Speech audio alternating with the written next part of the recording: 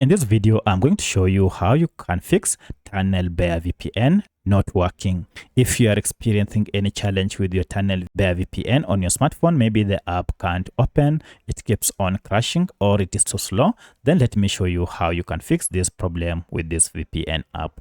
If this video helps, please like and subscribe to this channel.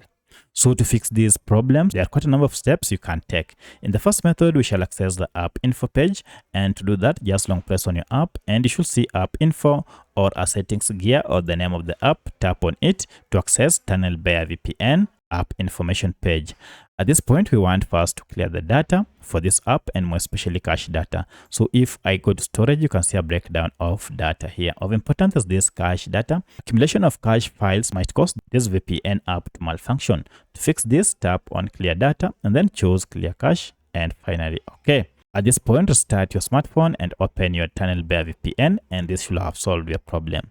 But should this not work, then again go back to your app info page and this time around clear all data. However, if this does not work, then you need to go ahead and look for any update for this app through Google Play Store or App Store. For my case, I don't have any update. I have the latest version. So one of the reasons your TunnelBear VPN might be malfunctioning is because you are using an outdated version of this VPN app that might not be supported. Once you have updated it, now you should have the app running without any issue.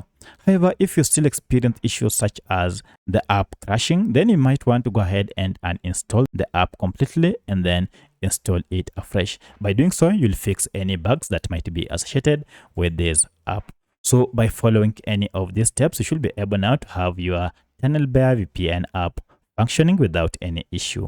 If you have any other question, kindly let me know in the comment section. Otherwise, thanks for watching and let's meet in the next video.